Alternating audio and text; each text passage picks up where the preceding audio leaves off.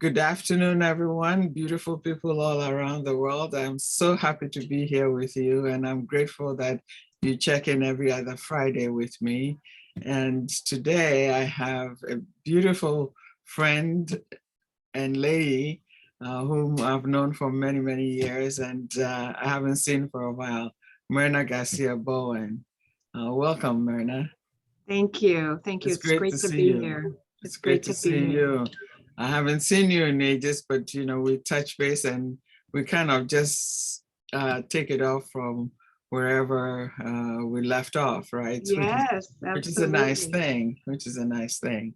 Um, you and I known each other for many years, and Absolutely. I find that we started our careers in admissions in higher Mhm, ed, right? mhm. Yes. That's interesting. What got you into admissions? Well, that is a very interesting journey. I initially, when I went to college, I was going to be a nurse. And in transition, it just doesn't seem like that was the journey that was destined for me. Mhm. So I did graduate with a degree in my undergraduate in psychology with an emphasis in biology because I took all the required nursing courses. And so with that degree being a general degree, I landed a job in a nonprofit organization in the town where I was raised. And the nonprofit organization did a lot of work with displaced homemakers. They did a lot of energy assistance. They also had programming for youth. And my job was to train and supervise and develop youth during their summer programs so that they can aspire to something other than what they might have been used to, or at least to plant a seed so that they can think of goals and objectives for their future. In doing that, I came across a position that would not be necessarily something I could recommend my clients, if you will, at the time to apply for because they needed an undergraduate degree in order to apply. And so I said, well, let me give it a chance. I've been working with the Community Action Agency probably 2.5 years in the program. And I applied to the position with no real intentions of going on to higher ed. The position was assistant to the Director of Admissions for Eastern Connecticut State University. Okay. That was back in 1982. That was a long time ago. Right. And I went in with an open mind, taking a chance, which is what I did. I usually thought out of a box. I don't know, by the grace of God, they give you directions on what to take and chances to take, right? Right. So I took the chance, I got the job, and I have been in higher education since 1982. And That's not nice. only at Eastern, obviously my travels have provided me with other opportunities along the way in higher education, which we'll talk about potentially later. Right, right. And I noticed you also were in the community college system I in was, Connecticut, which I was too. So right. we kind of have similar experiences in terms of, the population we work with, Mhm, right? And mhm. the young adults that come in at, most either from very good um, neighborhoods and etc., Mhm, and some mhm, not so lucky, right? mhm. And the interesting thing about community colleges for me is that it opens up to anyone who wishes to have a college degree. Absolutely. Absolutely. That resonated with me very much so. In particular, because of my experience, I'm a first generation college graduate. Mhm. And what that means is that neither one of my parents went to college. One of my parents didn't even graduate from high school. And both my parents were factory workers. They came to this country before I was even born for opportunities, like many Which country did individuals they who come migrate. from? They came from Puerto Rico. Okay. So they had to migrate, Mhm. right? Right. From one culture to another. And I said, if my parents could do it, I certainly can do it. So my educational experience was in a very unfamiliar territory Mhm. when I was born, because my culture was very much ingrained in me while I was growing up. And that's a Latino culture. Right. And my school was predominantly Anglo, European, Mhm. people with European descent. And my parents were very adamant about making sure that we were very familiar with our culture and where we came from. So I spoke Spanish primarily when I went to school, so I had to learn the language. So language acquisition was very difficult for me, and obviously I stood out like a sore thumb. But I didn't let that interfere Right. with the understanding that I had a lot of support at home. I had a lot of love, and they expected me to succeed Right. No, where I others may think not have. it's important, that when we look at our backgrounds, because I grew up outside of this country, right? And coming in. So I was grown up and I had my own structures, Right. from my background and bring it in here. So it worked out pretty well for me. And I had my own thoughts and visions and et cetera already in place, right? But then people who grow up here, coming from a different culture, has a whole different pathway to, developing Oh, their absolutely. own sense of self Mm-hmm. Mm-hmm. within the system, Mm-hmm. which can be very difficult. Mm-hmm. Not only sense of self, but a sense of belonging. Right. It's that whole sense of, do I really belong here? Am I that different? And some communities make you understand, yes, you are different in their eyes, Right. and it takes a person who is secure in their skin, I would say, Uh-huh. to persist, because many of us, where I say Puerto Rico is not part of another country, but in fact, we are a commonwealth of the United States, which sets us apart from the mainland, Right. because in Puerto Rico, we're all Latinos, right? We Right. all speak Spanish. We all go to schools in the system where Spanish is taught. English is taught as a second language in Mhm. Puerto Rico. So in essence, I had very similar experiences in terms of transitioning to a culture that was totally unfamiliar to me at such a young age. The fact that I had, I think, the love and security of my family helped me persist and tackle those challenges, I would say, head on, because I didn't know what it was to feel different until I came here.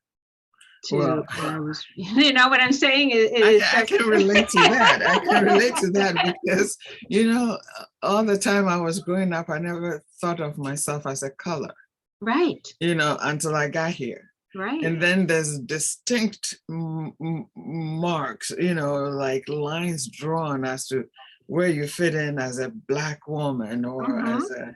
as a this person and as a Yes. that person, and the little pockets of where you belong and where you don't belong. Yeah. And I can relate to that because the sense of belonging. I mean, there have been times I wake up and I think, okay, I probably should leave, Mhm, because mhm, mhm.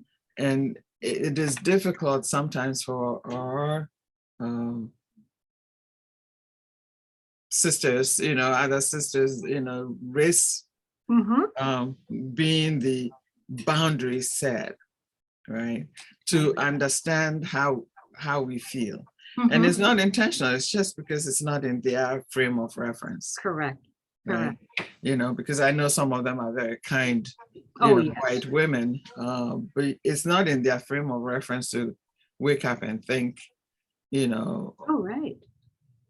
Somebody might be feeling some kind of way. Right. Or they don't know how I'm treated if I go out to the store, or if I drove down the road to the next town over, that it could be very different experience for me. Oh, absolutely.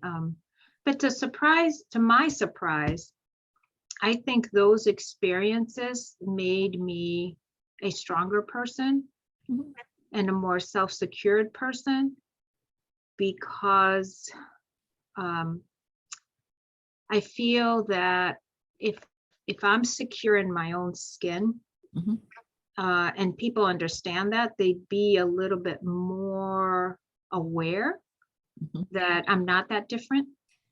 Right. If I excelled in school, yes, you may think I'm different, but I can compete, as much as you can. And I think that's something that I feel, even though my parents did not have an education, they instilled in us that you have to be proud and you have to be kind, right, to those that are totally unaware of who you are as a people, as a person. Yes. So now, as you say this, one of the things that comes to mind is recognizing that we have opportunities also to be teaching agents, right? Right. Because there are people who act out of ignorance. And if we are patient enough, we'll be able to show them or teach them something about what is transpiring in order for them to also gain, something from that experience.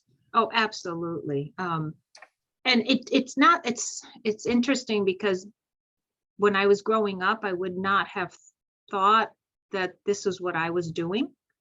Right. I was I felt I was, back then, not knowing what I know now. I can now attribute the way I behaved to a sense of being secure, a sense of feeling loved, a sense of having a safe environment that I used to go home to all the time, that helped me tackle those challenges that I tackled every single day as a young child and as a young adult. Now, as you say that, I just had a flashback as to, that parents do the best for their kids, right? And most parents, irrespective of education, economics, etc., really do give their kids a lot of love. And I'll be remiss if I don't mention this, because we're in the same state and we have experienced Sandy Hook. Yes. Where kids were just left a loving home and then go to school and just gunned down like nothing. And it's just painful. I remember the first time that, I heard the news. I was at work in Meriden, actually. And I was, I thought, oh, afternoon, there's a shooting in an elementary school. And I kind of thinking, oh, it could be probably the grown-ups, working there, outside something. I didn't even think of children being hurt that way. And until I left work and driving home, and I was sitting in my car and I really got the details of it. And I remember clearly stopping at a traffic light and sobbing. Really, that's how painful it was. And here we are again. I can't tell you how many tears I shed then, and I'm still shedding for all of the reasons that I think anyone that is a parent, a mother, a sister, a wife, a sibling, Mhm. to any of those young lives that have been lost. I think of as a mother myself, it's painful. It's Yeah. just the pain that I feel for all of the survivors, and the pain that I feel for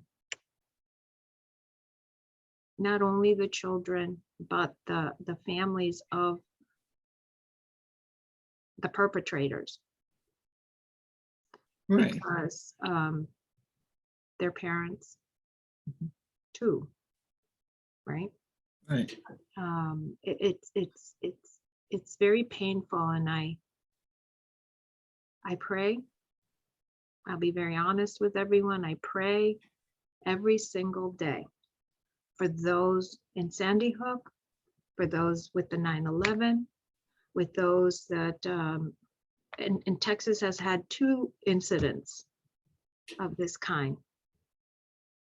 And I pray for some kind of solace for those who are behind, because it's a tough journey.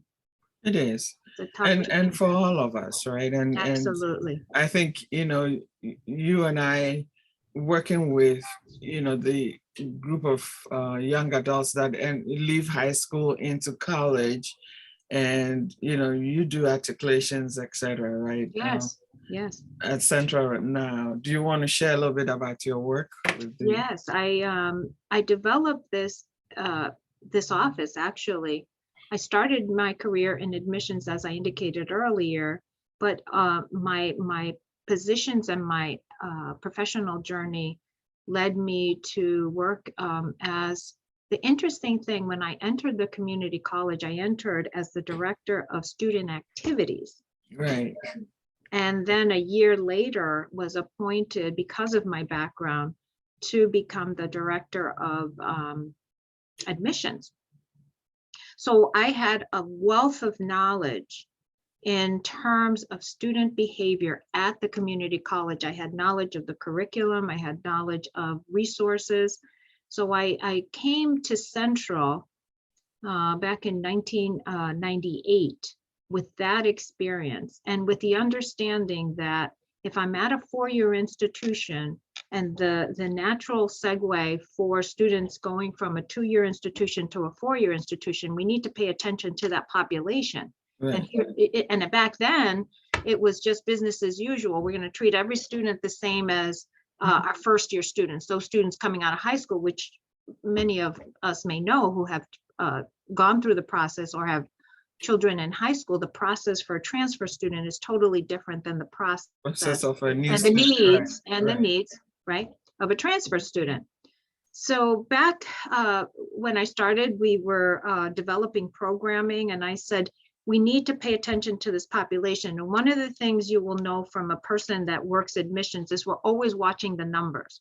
Right. And what I mean by that, Tell right? me It's about that. right. It's the Right. demographics. It's the Right. demographics. So, Mhm. so we know that in order for us to meet certain institutional goals, we need to know what pool we're working with, right? What pool do we have available to us? And one of the pools, you can't ignore any of those pools. Mhm. So one of the proposals I had made, every time we had some programming, I said, okay, so what are we doing for the transfer students? How are we accepting those transfer students? I knew some of the transfer students, that was the first educational opportunity for them. It's the gateway to higher ed for many, and it's affordable. Right. So what are we going to do to transition the students and make sure that all the credits that they took at the community college transfer Exactly. seamlessly to programs that we have here? So one of the things I also did is I was a member of the governance structure here, which is the Senate. I proposed to the faculty who make the decision, because they govern the academics, right? I said, anytime you're adding a course, or changing a course, keep in mind that we have articulated many, and we need to articulate any new course with the community college. We can't change that. If it's a lower division course, we need to make sure that there is that articulation.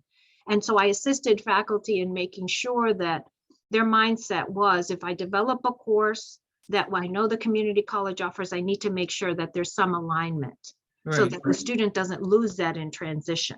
Right, and back in the day, if I remember correctly, before these articulations were made, that a lot of community college students were entering the four-year institutions, losing a lot of the Correct. credits they have earned at the community college system, and I would say gratified because we did some of the work together. Right. That to see that there's been huge improvement in that area, right? Oh, there's been a real big improvement in that. And I think some of the major improvement, we've been doing this work all along, right?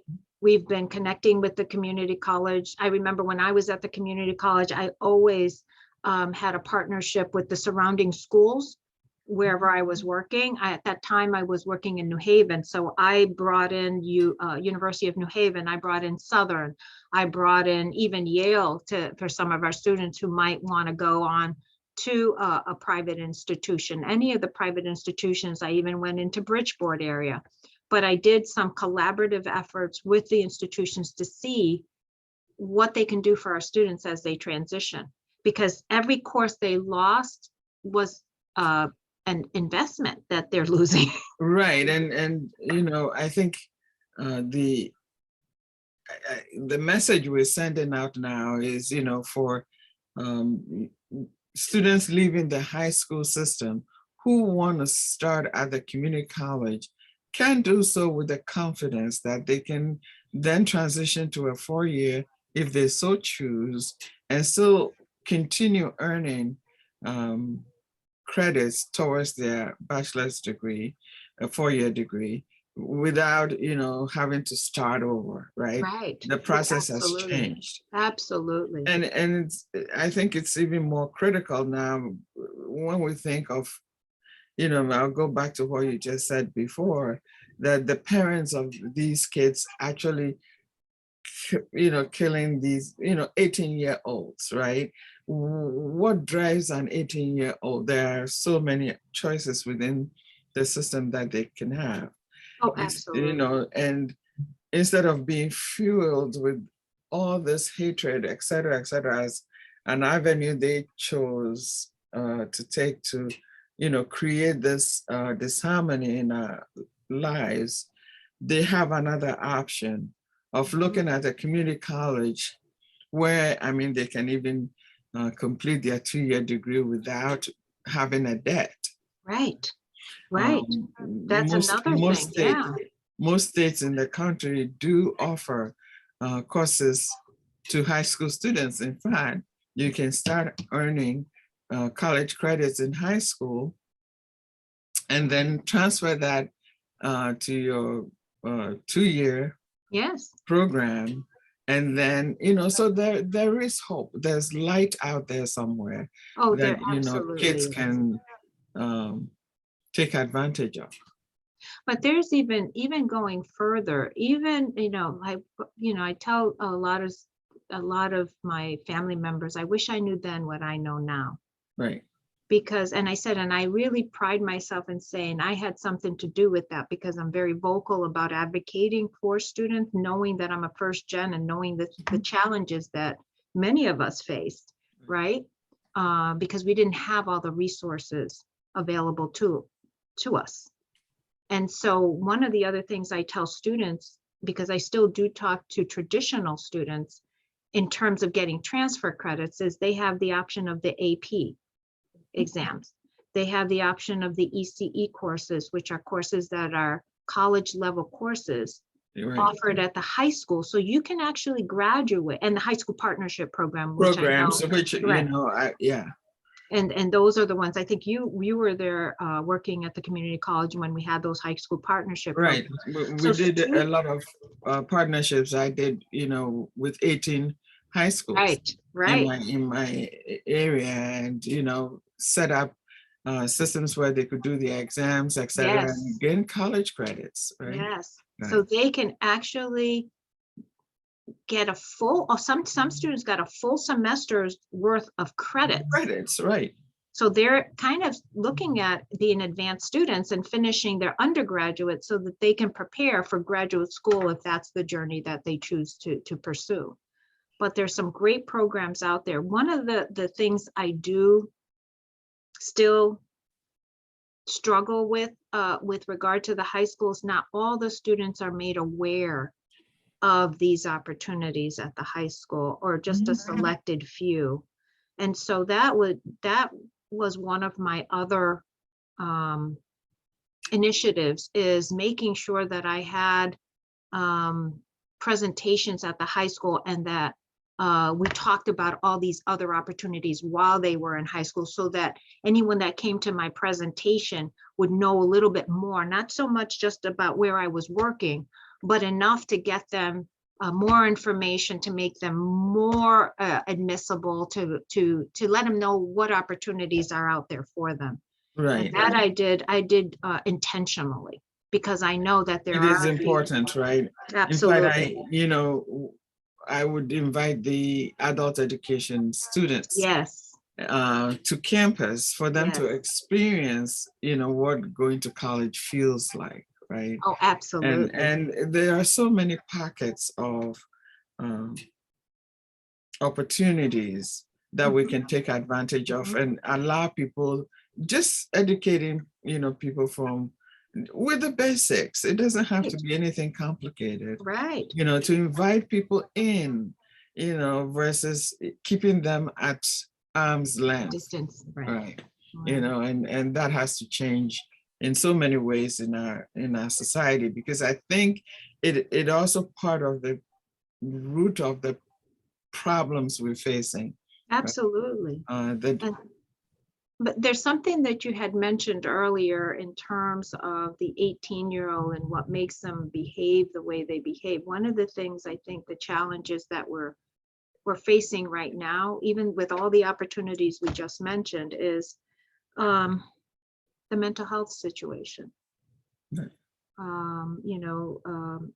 With all of the challenges that we faced in this last couple of years with COVID, with all of what we've experienced with Sandy Hook, and currently in Texas, I think it's really, really important for the professionals and the parents to be educated about signs of how their child is exhibiting behavior that needs further attention. Right. How do you do that? That's the challenge I'm having, is saying, what got an 18-year-old or a whatever age-year-old to do something that is so painful? And we have to say that, I have to say that there is just such an increase in the lack of identifying these behaviors, that we really need to pay more attention to that and educate people a little bit more about signs. I think there's a breakdown somewhere, There is. in the chain of things, right? And I think we have to form stronger communities, so that it's not only bearing on the parent, right? There's somebody else who may have noticed a problem with this kid, and or kids in general, not any specific person, and recognize that, oh, something is not going right here, and have some interventions, or have some leaders within the community intercede, and really help the kids out, and pointing them, it's not like instituting force or anything. No. But just leading them into, do you know you could go to this place for the relief?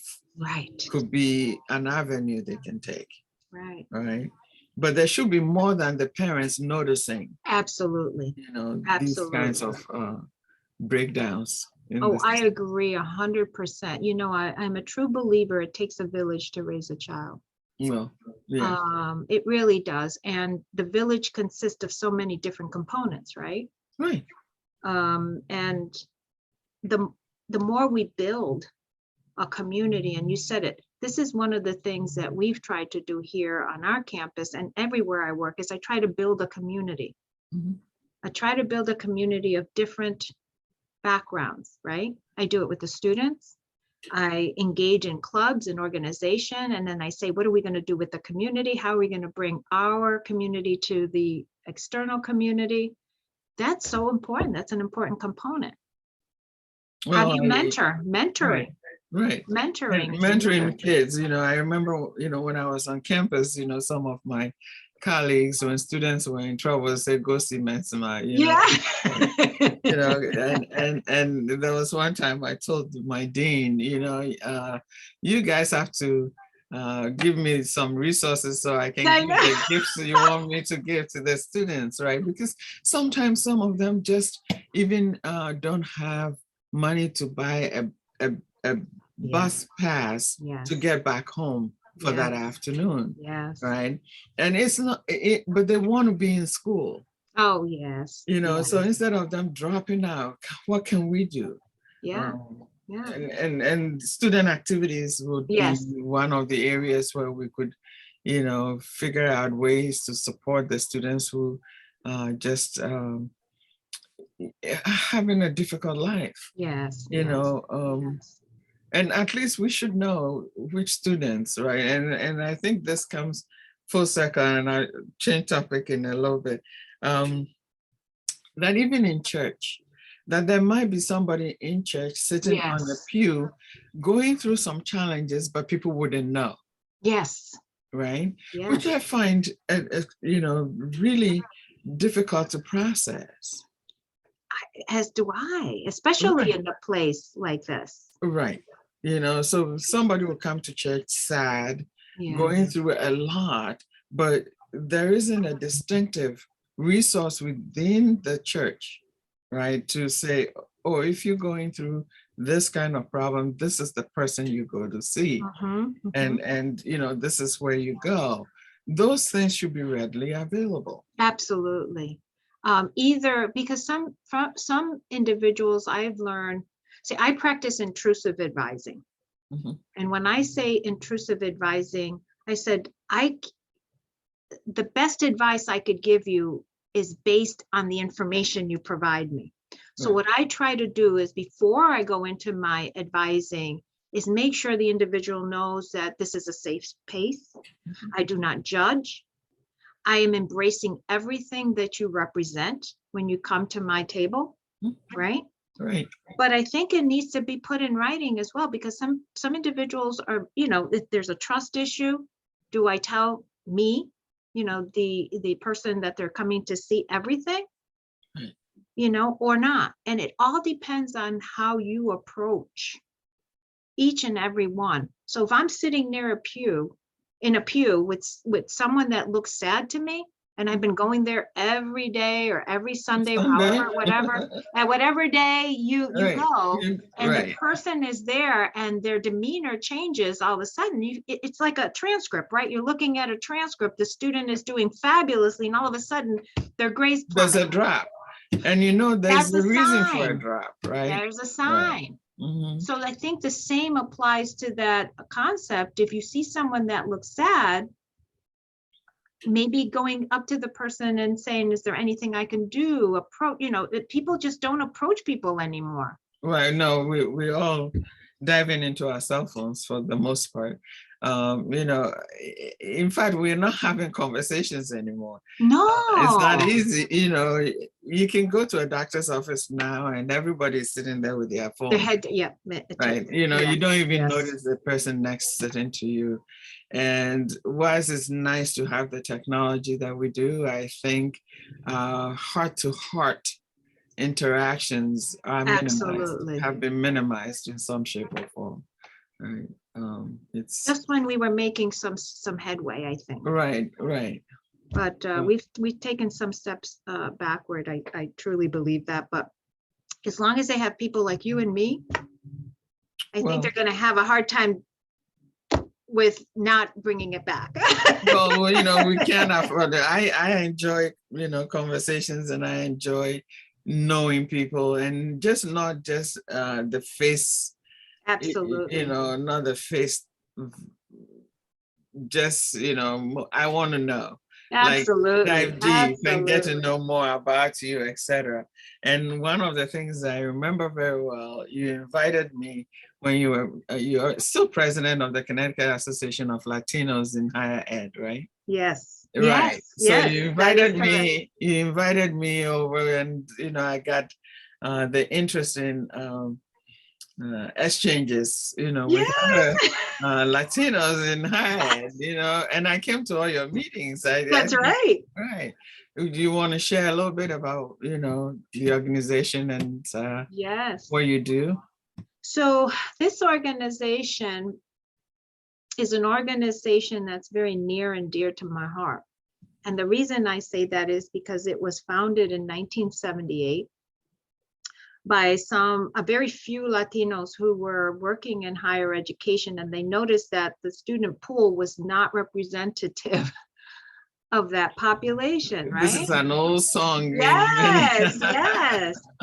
So and they were faculty members, they were administrators, Latinos. They're very few, and it just took a few to say, you know what, let's get this organization going. And one of our mission was to advocate on behalf of students, faculty, and anyone else who wanted to pursue higher education, because we saw, many of us, and back then I was still in college, but we saw that there was a great opportunity to be able to give Latinx students, or any students really, the opportunity to consider higher education and not be afraid of it.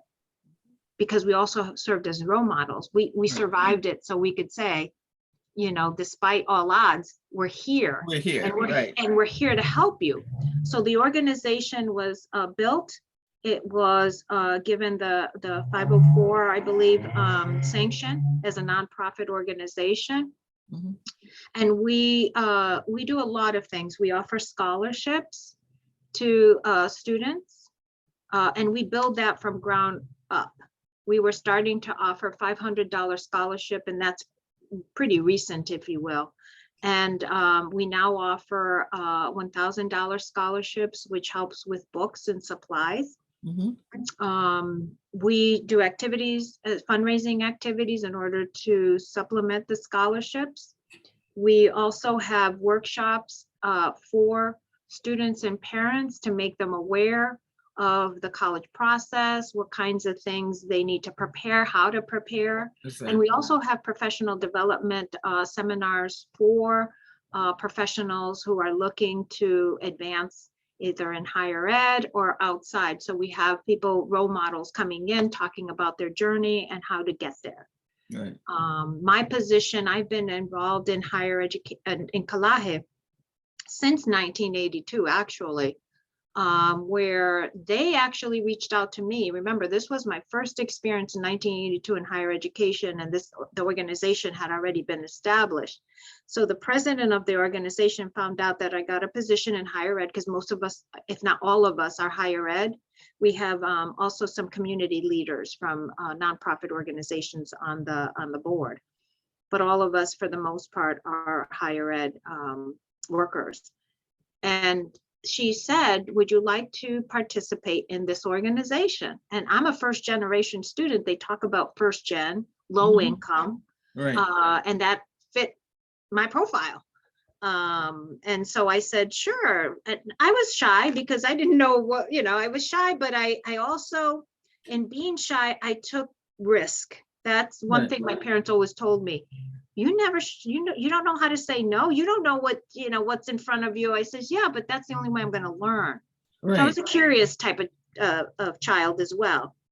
And that I think it is important to know in terms of taking risks, right? right, Because it allows you to step into something, and it doesn't mean it's going to be easy. correct, But when you step into it and you learn more about it, then you're also able to open a door for somebody absolutely, else, right? absolutely. You know, But because I also, the other thing that, because I don't know about you, Dr. Shabazz, but here's one of the things that I know to be true in many of my positions. I was the only one.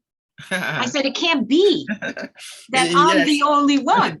yeah, I know that too well. I mean, I can tell you how many meetings I went to, and I was the only one in the group all Yeah, the time, and it got tiring sometimes right. because it's like in exchanges of ideas and thoughts, and nobody within the group can relate to what it is Correct. that you want to share and change, right? Right. And so you Right. have to work 3 times as hard before it gets picked up. Right. And yeah, it was, um, Challenging. and it was, and sometimes rewarding as well, right? It was Yes. very Yes. challenging, but Yes. then you go to bed and say, okay, I did my best. I Yes. did my Yes. best in this area, and I was able to, have somebody reflect on something differently, Absolutely. So, And so that's one of the things that the organization gave me that opportunity to see that there are other professionals out there mhm, and that their mission aligns with my mission and vision. right. And so with that strength, I was able to be involved in the organization, and I'm still involved in the organization. We call ourselves the ex officios because I was the president up to 2020. And so now we are coaching the young up and coming professionals because full disclosure, I will be retiring in next month after 40 years of serving in higher education. Well, I have found retirement very exciting and beautiful. So, all I can say is, congratulations on that. And Thank you. I'm so glad you're going to have a whole different chapter of life, and all the work you put in is going to, be paid back in a whole different realm. You can wake up sometimes and pinch yourself and I like, oh my God, do I really Is it feel real? this way? Is this Really, for real, right? yeah, because I left early. At the earliest possible time I could retire, I did from higher ed, and I've not had a moment's regret. Oh, It's that it's is been it's been awesome. beautiful, really. Well, So I'm looking forward to it. And you said something very interesting because in everything that I say and I do, and it resonated with me is when you say pay forward. I'm a true believer mhm, that all of what I do and all of what I say, I have to remember where I came from. And I have to remember that anything I do and say can impact someone. And if it's in a positive way, I'm paying forward what someone right, else did for me and right. opening up those doors.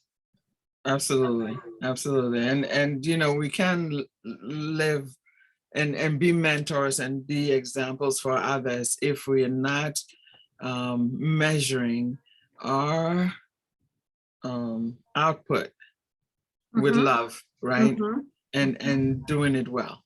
mm-hmm. We can't do it Absolutely. haphazardly. It has to be, Absolutely. it's all in or, nothing.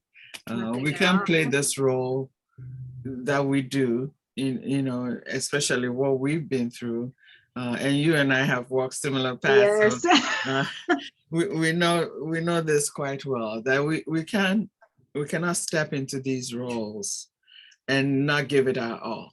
Mm-hmm. It'll be a waste of an opportunity. And I think, Absolutely. the divine blesses us to these places so that we Mm-hmm. can help foster some kind of change. Mm-hmm, Right? mm-hmm. And if we don't do it, then we've I think let down the blessings that was endowed at the time. Oh, absolutely. I think about every single day and the challenges I face, and I always say the good Lord does not give you any more than what you can handle.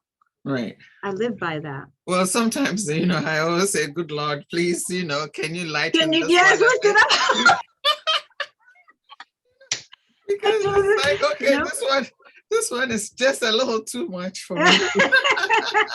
Yeah, I need some time until I can finish the first one, right? Please, Lord, was this necessary? I don't know. I didn't need to open this door too. But as we're talking, I know you're an advocate of women justice issues, social justice.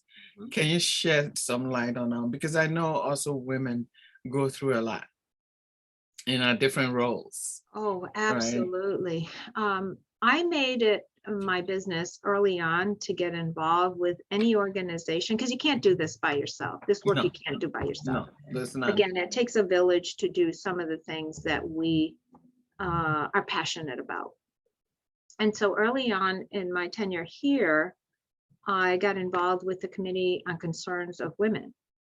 And I did that because the committee did not represent me at the time. And there's so few of us sometimes represented in the committee that I said, no, I want to be part of the outcomes of this. I said, but you're going to hear it from a different perspective, because I am a female. Not only am I a woman, I'm also a Latina woman. So for me, it has been a double whammy, if you will. So I have experienced a lot, and a lot I say you should never, as a woman, have to experience things alone. There's always an ally, and I found those allies to help me move forward in my mission. So I am a true believer to find your allies, because if you do it on your own, you're going to put more of a stress and burden on yourself. Right, and I don't think it's meant for us to do it alone, right? Absolutely. Because we started talking about communities, right, etc. But in also forming, our allies, absolutely. we can't put boundaries or limitations on who that ally is. Correct. Right. That is correct. That it has to come from all parts. All walks of life. Of our communities, right? Absolutely. You can't say, I don't want men in there, I don't want white women in there. Everybody should be at the table. Because that's what life is all about. I mean, you're not, my allies are from everywhere. Right. My allies are from every piece of what represents the institution. Every part of what represents, every part of the fabric of the institution are my allies. Right. And I pick from that. I don't pick from one unit, not at all. I can't begin to tell you, one of my assistants said, Myrna, you know everyone. I says, yes, and I embrace everyone. Right. And I said, and those that embrace and align with my mission and vision are even closer allies. Right. For me, because if we're on a mission together, how powerful is that? And not only, but it's beautiful. You see, It is. I think that is what the divine gave to us for us to use for our development and growth. Absolutely. Right? Absolutely. We can't isolate ourselves and say, oh, I had a bad experience with somebody here, so therefore I'm never talking to people who look like this or that. Right. It's not healthy. It's not healthy. It's not healthy in your workplace. It's not healthy in relationships. Exactly. I think you miss out, right? Absolutely. You miss out in getting to know other people and exchange of ideas and thoughts and food and oh yes, right? And and it's funny you say that, because I'm all about introducing where I came from to people who might not have had the what I call the Latino experience, right? I invite you into my world because I love my world, and I want to share my world with you. So I guess it really boils down to you feeling good about who you are as a person, who you represent as a person. And believe me, it's not been easy to get to this point in my life. But I often tell my friends and my colleagues, I said, yeah, I earned all these stripes that you may not see. I've earned them all. My chest is full of stripes. It's beautiful. Of badges. Right. And value, right? Because nothing goes to waste. As you said, we get experiences and we put in places where we know God knows we can handle. Absolutely. And we handle it and learn from it. Absolutely. And then move forward with it, right? There's wisdom gained. Absolutely. In the process. Absolutely. And not afraid to share it. Oh, no. You see, that's the thing. I was never timid. I was quiet, but not timid. Absolutely. Right? Absolutely. So, and when I get moving, I think, yeah. Yeah. And that's beautiful. I say to my colleagues, they say, Myrna, you're so outspoken. I said, no, it's not that I'm outspoken. I'm speaking for me and the voices that you don't hear, or the voices that are afraid to speak. Right. I said, but they'll find their voice. Right. They will find their voice. If they hear that it's okay, they'll find their voice. That's what I want them to do, is find their voice. That's part of mentoring. That's part of sharing. That's part of them seeing what risk I'm taking in doing this. Well, the beauty of this is that, if you want other people to be able to speak up and share their experiences, you have to be able to do that first, right? Absolutely. Otherwise, you can't expect other people to do it whilst well, so as we're doing this, we do believe we're almost an hour in. It's wonderful. So, as we were talking about social justice for women, etc., what helpful strategies you've used in your personal life as a mother, as a teacher, as an administrator, and as a community leader, that would help somebody else on that any one of those journeys, to reflect on or use, or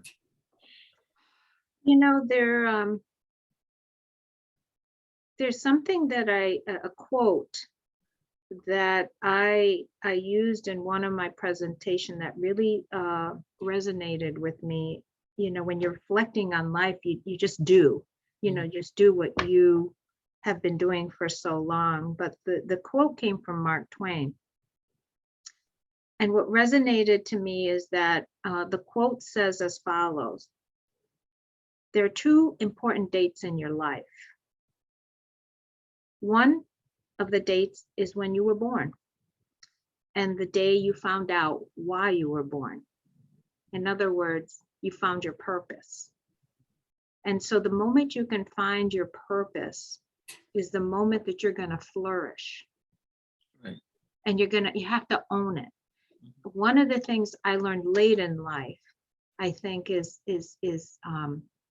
and it was very late. I'm being very honest with you, but I'm reflecting now, and you have to also practice self-love. Right. You don't practice self-love, it's going to be difficult for you in some ways to assist others in being more sure of themselves and the direction in which they're going. Don't wait, don't wait until, you're at the tail end of your career. Or don't wait until it gets to the point where it stresses you out or you have high anxiety about certain things. Practice self-love, go to yoga, go to seminars that embrace you being the best you, Mhm. you know, those kinds of things. Go to seminars, go to conferences. There are a lot of Yeah, free stuff also being offered all over the place, right? absolutely, Find one that calls to you, absolutely, and you know, connect with other people with same interests, and new doors open. absolutely, and positive people. You know, so often we, you know, we are behind closed doors, and you know, we hear a lot of negativity. You have to find a safe place where you can joke, where you can call someone, or a mentor that says, you know, oh, I need your help, I need your help, I need you to give me some good words of advice or something like that. But find that person, find those individuals, because it really helps you move along in your journey. That's nice. I like that a lot. So as we close, what would you say, who is a woman of power and grace to you? Oh,